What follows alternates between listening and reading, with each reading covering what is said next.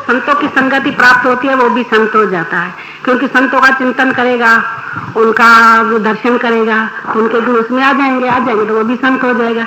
इसलिए बोलते हैं कि संतों की संगति, संतों के दर्शन करने बहुत लाभदायी होते हैं।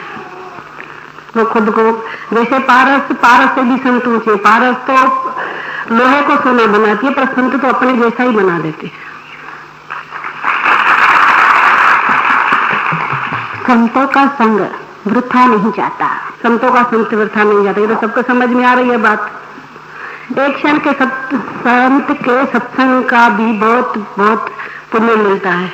तो जो तो सतत संत का चिंतन करते होंगे, दर्शन करते होंगे, उनको तो अनंत गुना पुण्य मिलता है, और पुण्य के प्रताप से उनके अंतःकरण में ज्ञान का वृद्धि होता है और समझ बढ़ती है, और ज्ञान के रास्ते चलते हैं, भक्ति के रास्ते चलते हैं। और ये तो आप लोगों को प्रत्यक्ष दाखले हैं कि कैसे जवान लड़कियां भी भक्ति के मार्ग पे चल रही हैं।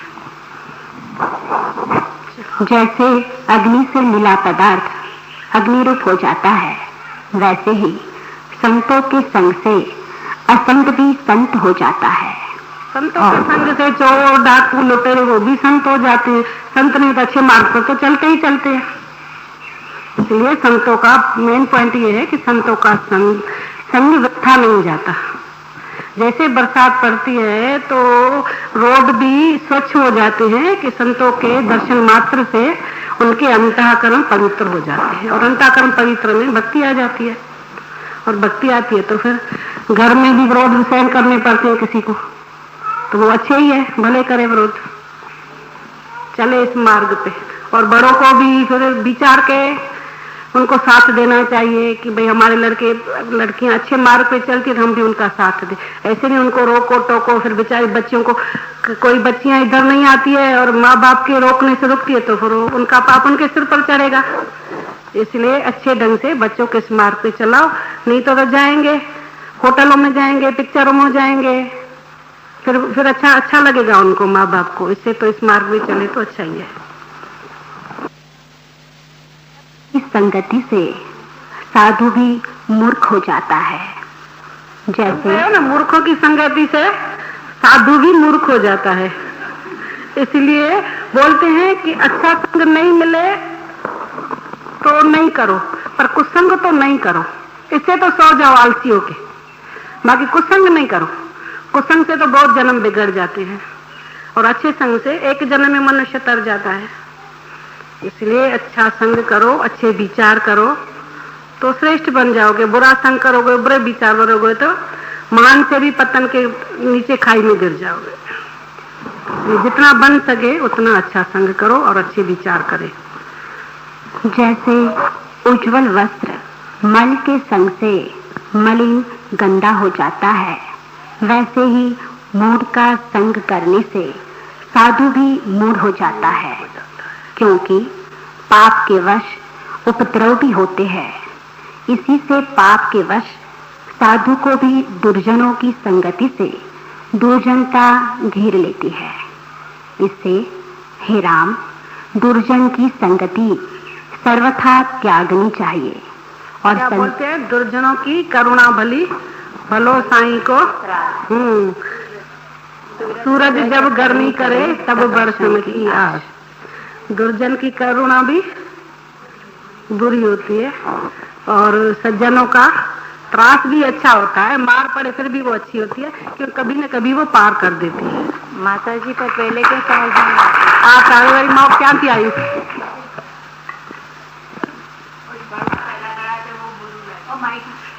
बुरु तो पछी बुरु लागे तो जाओ खाड़ी में, हम जाओ मन को समझाना चाहिए ना कि संतों के संग से अपन कितना ऊंचे जा सकते। माँ बाप भी कभी अपने अहित नहीं इच्छेगा, हित ही चाहेगा, तो संत भी हित ही चाहेंगे ना। भले वो दो अक्षर कड़वे बोल दे फिर भी उसमें रहस्य छुपा, वो अपना समझ के बोलते हैं, और दुर्जन तो अपना समझ के ही उसको अंदर से खत्म करते जाते हैं, अपने संग में लपेटते जाते हैं। तो कहते हैं कि महापुरुष के संतों के संग से कभी आदमी का पतन नहीं तो उत्थान नहीं होता है, वो असंत भी संत बन जाता है। तो उड़िया बाबा जी के तो शिष्य ने उनको क्या हैरान किया आखिरी में। तो शिष्य कहने के शिष्य थे, वास्तव में शिष्य थे तो ऐसे नहीं करते। वो तो अंगत सेवक थे उनके। भले अंगत सेवक थे पर उसने उनका वास्तविक संग नहीं किया था ना। वास्तविक संग करते तो ऐसा नहीं होता, खाली शरीर का संग किया था। तो उनके ज्ञान का संग करते तो ऐसा नहीं होता। कहते महापुरुष के संग से आदमी की मुक्ति हो जाती है। पत्थर भी अगर उनके संपर्क में आते तो वो तर जाते हैं। तो क्या अगर मूड भी आता है तो कितने जन्म वो तैर सकते ब्रह्म ज्ञान के संग से? ब्रह्म ज्ञानी के शरीर में अड़ के भी चलो ना, फिर भी तुम मुक्ति पाओगे। पर जो उनके विचार अपने में लो तो, और जो विचार अपने में नहीं तो फिर भी तुम भले ना उनके साथ हो तो क्या फर्क पड़ता है। तो कहते सत्संग क्यों बोलते हैं कि सत्संग करो, महापुरुषों के साथ बैठ के सत्संग करो? ये क्यों बोलते हैं कि महापुरुष जो बोले उनके वचनों को तुम लो, नहीं तो भले उनके बरसों के बरसों पड़े रहो उनके शरीर के साथ सट के, कुछ लाभ नहीं है। जो उनके विचार अपने में नहीं लाओ तो कहते हैं कि पत्थर को भी अगर छू लेते तो वो भी संतत्व में बने। पत्थर तो कभी न कभी वो भी मनुष्य बने होंगे और उनके किसी कारणवश पत्थर हुए होंगे, पर उनके पुण्य होंगे तभी उनके स्पर्श से, जैसे राम पत्थर के संग से वो तर गए ना, जैसे अहिल्या थी राम ने स्पर्श किया तो तर गई, क्योंकि पहले जन्म में वो गौतम ऋषि की पत्नी थी, पुण्यशाली थी इसलिए।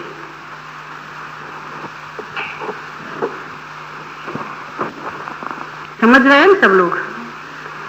जो इसलिए जितना बन सके संतों का संग करो और उनके विचार उनके सत्संग अपने जीवन में उतारे। जो परमहंस संत मिले और जो साधु हो और जिसमें एक गुण भी शुभ हो उसका भी अंगीकार कीजिए। क्या क्या? जो परमहंस संत मिले और जो साधु हो और जिसमें एक गुण भी हो शुभ हो उसका भी अंगीकार कीजिए, परंतु साधु के दोष न विचारिए। दोष तो किसी के भी नहीं विचारो, और साधु हो जाए तो उसके दोष तो विचारो ही नहीं, क्योंकि विचारेंगे तो अपने को पाप लगेगा। उसका एक गुण भी लेके तुम तर जाओ। लोग कहेंगे इसमें ये अवगुण है, ये साधु हो गया, इसने ऐसा किया वैसा किया। अरे उसके कर्म हो जाने, तू उनसे गुण लेके भगवान का नाम लेके तर जा। साधु के अपन अवगुण लेने की अपने को क्या जरूरत पड़ी? साधु के लक्षण क्या, वास्तविक साधु की पहचान क्या? वो तो आ जाएगा इसमें।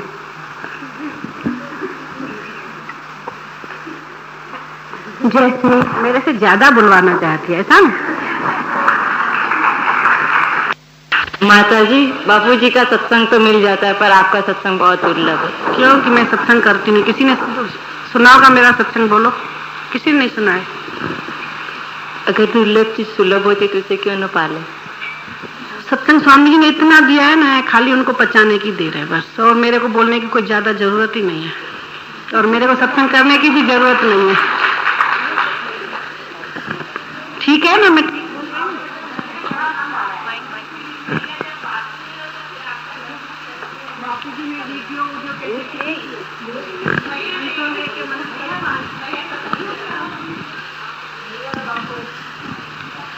मेरा सुना है, मैंने कभी सत्संग किया है? नहीं सुना होगा किसी ने भी।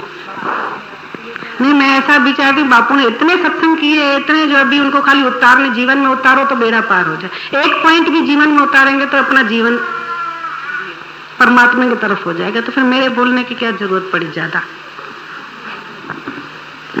इसलिए मैं नहीं बोलती हूँ। मतलब स्वामी जी ने इतने सत्संग दिए हैं कि उनको खाली लोग पचाएं बस। पर कहते हैं कि संतों का सत्संग तो नित्य प्रति करना चाहिए। तो नित्य प्रति कैसे? नित्य प्रति सुनते हैं हम।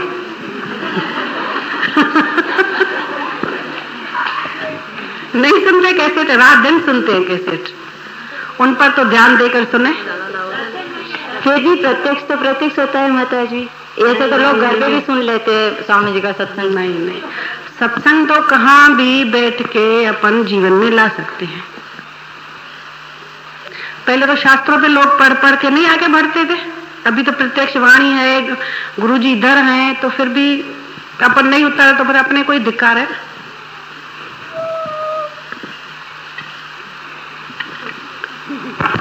परंतु साधु के दोष न विचारिए, उसके शुभ गुण ही ग्रहण कीजिए। जैसे भौरा कंटकों की ओर नहीं देखता, उसकी सुगंध को ही ग्रहण करता है। इससे हे राम, संसार मार्ग को त्याग कर संतों की संगति करो, तब संसार भ्रम निवृत्त हो जाएगा। संतों की संगति करो और तब संसार भ्रम निवृत्त हो जाएगा। जो अज्ञानता का भ्रम है, संसार का भ्रम है, वो निवृत्त हो जाएगा।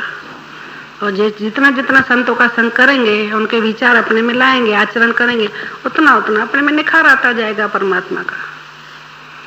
अभी मर्जी अपनी है, कहाँ अपन पसंद करते हैं, क्या मार्ग पसंद करते हैं, और अपन परमात्मा का ही मार्ग पसंद करेंगे क्योंकि साधक है। चलो हो गया पूरा। जी बोले, हे राम, जो विवेकी विरक्त चित्त पुरुष है, जिनकी स्वरूप में स्थिति हुई है, उनके राग द्वेष, काम क्रोध, मोह अभिमान, दंभ आदि विकार स्वाभाविक नष्ट हो जाते हैं। जैसे सूर्य के उदय में अंधकार स्वाभाविक निवृत्त हो जाता है, और जैसे बाण को देखकर कौवा भाग जाता है, वैसे ही विवेक रूपी बाण को देखकर विकार रूपी कौवे भाग जाते हैं। विवेकी पुरुषों के हृदय में इतने गुण स्वाभाविक स्थित होते हैं कि वे किसी पर क्रोध नहीं करते, और जो करते भी दिखते हैं सो किसी निमित्त मात्र जानना। उनके हृदय में सदा शांति और दया रहती है। जो कोई उनके निकट आता है वह भी शीतल हो जाता है, क्योंकि वे निरावरण स्थित है। जैसे चंद्रमा के निकट जाने से शीतलता होती है, वैसे ही ज्ञानवान के निकट आने से हृदय शीतल हो जाता है। बस हरिओम ओम। चलो शांति। चलो संध्या करो तुम लोग। मैं 5 की बात